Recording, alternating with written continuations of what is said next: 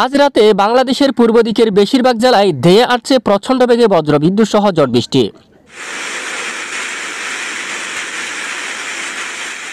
প্রিয় দর্শক বন্ধুরা, সবাই কেমন আছেন? চলে আসলাম আরও একটি গুরুত্বপূর্ণ আবহাওয়ার খবর নিয়ে। আগামীকাল শুক্রবার 6 জুন আগামী 24 থেকে 48 ঘন্টার মধ্যে রাজধানী ঢাকা বিভাগ থেকে শুরু করে দেশের উত্তরাঞ্চল, দেশের দক্ষিণাঞ্চল, ভারতের পশ্চিমবঙ্গ সহ উত্তরবঙ্গ, আসাম, ত্রিপুরা এবং বাংলাদেশের 64 জেলার মধ্যে কোন কোন জেলাগুলোর উপর ভারী বৃষ্টিপাতের সম্ভাবনা রয়েছে তা সম্পূর্ণভাবে জানিয়ে দেওয়া হবে ভিডিওটির মাধ্যমে। পাশাপাশি দেশের উত্তরাঞ্চলে আবারও অস্বস্তিকর গুমট ব্যবসা গরম বেড়ে যাবে। কোন কোন জেলায় কী পরিমাণ গরম বাড়বে তা সম্পূর্ণভাবে জানিয়ে দেওয়া হবে আজকের ভিডিওটির মাধ্যমে। আশা করি ভিডিওটি না টেনে শেষ পর্যন্ত দেখবেন। ভালো লাগলে লাইক করবেন। সবার আগে গুরুত্বপূর্ণ আবহাওয়ার আপডেট পেতে চ্যানেলটি সাবস্ক্রাইব করে পাশের বেল বাটনে ক্লিক করে রাখবেন। আর ভিডিওটি কোন জেলা থেকে সরাসরি লাইভ দেখছেন অবশ্যই কমেন্ট করে জানিয়ে দিন।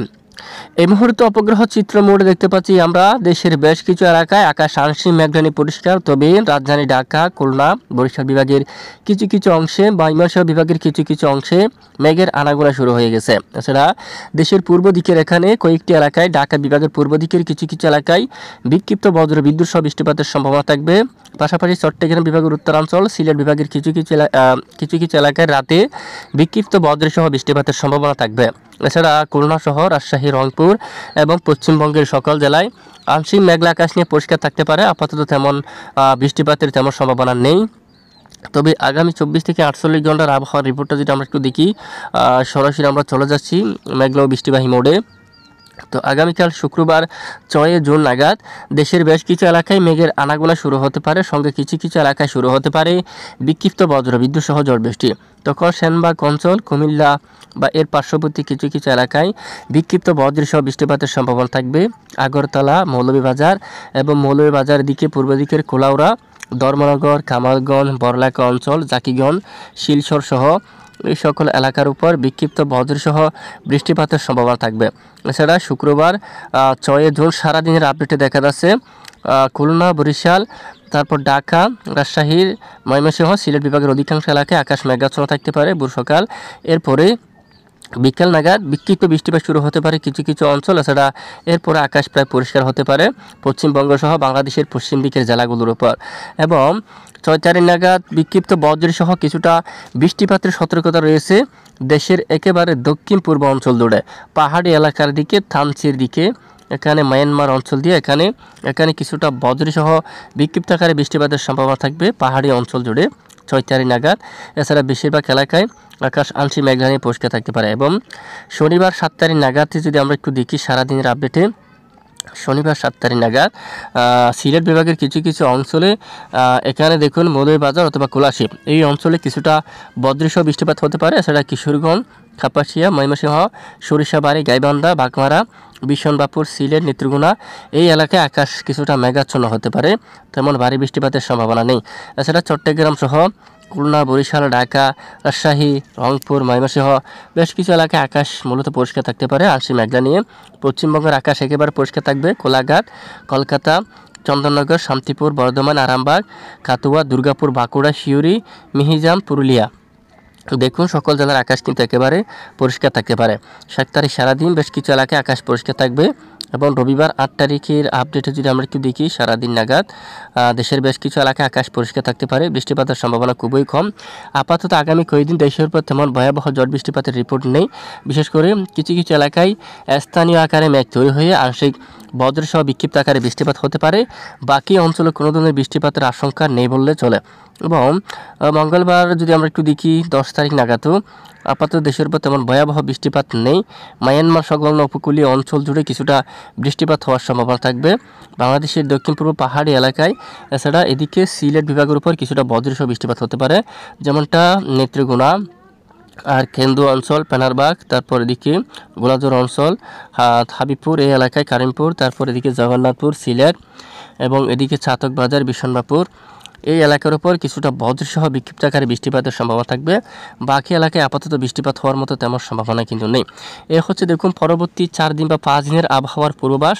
আর এরই মাঝে কী পরিমাণ বৃষ্টিপাতের সম্ভাবনা থাকবে দেখে নেওয়া যাক। পরের 3 দিনে দেশ থেকে বৃষ্টির মাত্রা একেবারে কমে গেছে। দেখুন রাজধানী ঢাকা সহ উত্তরাঞ্চল বা পশ্চিমবঙ্গ সহ বাংলাদেশের বেশ কিছু এলাকায় বৃষ্টির মাত্রা একেবারেই কমে গেছে। স্থানীয় দু এক এলাকায় আংশিক বিক্ষিপ্ত বৃষ্টিপাত হওয়ার সম্ভাবনা থাকবে, তবে মূলত বেশিরভাগ এলাকায় বৃষ্টিপাত না হওয়ার সম্ভাবনা বেশি। এদিকে মৌলভীবাজার, আমবাসা বা আশেপাশে অঞ্চলে কিছুটা বিক্ষিপ্ত বৃষ্টিপাত হতে পারে এবং পরের 5 দিনের মধ্যেও দেশের বেশ কিছু এলাকায় আকাশ আংশিক মেঘলা নিয়ে পরিষ্কার থাকতে পারে। আপাতত ঝড় বৃষ্টি হওয়ার তেমন সম্ভাবনা নেই। এই হচ্ছে বৃষ্টিপাতের পূর্বাভাস। আর পাশাপাশি যদি বায়ু ঝাপটা মোটে আমরা একটু যাই, কেমন থাকতে পারে বঙ্গোপসাগরের পরিস্থিতি বা ঝড় হওয়ার সম্ভাবনা আছে কিনা দেশের উপর।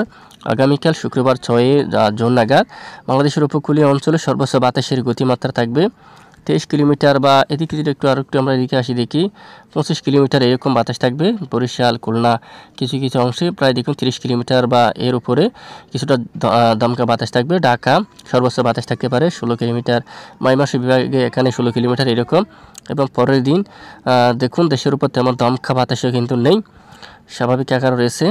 দেখুন এছাড়া কিছু কিছু জেলার জন্য চরমভাবে সতর্কবার্তা জারি করা হয়েছে। বিশেষ করে ব্যবসা গরম কিন্তু অনেকটা বেড়ে যেতে পারে আগামীকাল। বিশেষ করে 6 তারিখ যদি আমরা একটু দেখি স্বাভাবিক থাকতে পারে। 7 তারিখ 8 তারিখ থেকে দেশের উত্তরাঞ্চল দিয়ে বাড়তে পারে ব্যবসা অস্বস্তিকর গুমোট গরম। তখন রংপুর বিভাগ থেকে শুরু করে 7 তারিখ 8 তারিখ 9 তারিখ ওই সময় দেখুন দেশের উত্তরাঞ্চলে ব্যবসা গরম কিন্তু অনেকটা বেড়ে যাবে।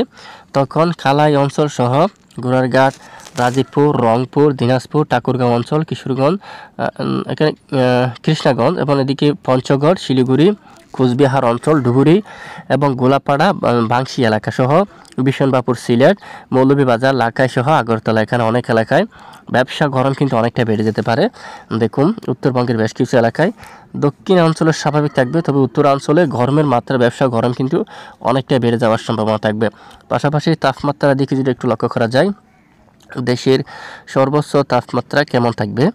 আর রংপুর বিভাগের দিকে সর্বোচ্চ তাপমাত্রা 31 ডিগ্রি সেলসিয়াসের ঘরে থাকার সম্ভাবনা কিন্তু রয়েছে দেখুন এক নজরে। আর রাজশাহীর দিকে 32 ডিগ্রি সেলসিয়াসের ঘরে থাকতে পারে এবং ময়মনসিংহ বিভাগে থাকতে পারে সর্বোচ্চ 31 ডিগ্রি সেলসিয়াসের তাপমাত্রা। আর পাশাপাশি সিলেট বিভাগের উপর সর্বোচ্চ তাপমাত্রা 32 পর্যন্ত, রাজধানী ঢাকার উপর 31, খুলনার উপর 31, বরিশালে 30, চট্টগ্রাম বিভাগে 30 বা 31 এরকম, কলকাতায় 32 পর্যন্ত, আর আশেপাশে অঞ্চল জুড়ে 33। এখানে পশ্চিমবঙ্গের দিকে ধানবাদ, দেওঘর 35, এখানে ধানবাদের উপর প্রায় 37।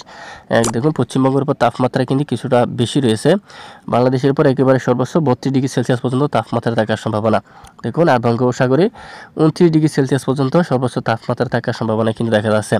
আর ইতিমধ্যে আইএমডি আবহাওয়া অধিদপ্তর থেকে কী সতর্কবার্তা জানালো আমরা একটু দেখি। আইএমডি আবহাওয়া অধিদপ্তর থেকে ভারতের কোথাও তেমন ভয়াবহ বৃষ্টিপাতের সতর্কতা কিন্তু জারি করা হয়নি। কলকাতার জন্যও তেমন ভয়াবহ, দেখুন পশ্চিমবঙ্গের উপরও তেমন ভয়াবহ বৃষ্টিপাতের সতর্কতা কিন্তু জারি করা হয়নি। তবে একেবারে গুয়াহাটি, তারপর হোজাই এই অঞ্চলের জন্য, তেজপুর, এখানে এই সকল এলাকার জন্য কিছুটা ভারী বৃষ্টিপাতের চরম সতর্কবার্তা কিন্তু জারি করা হয়েছে।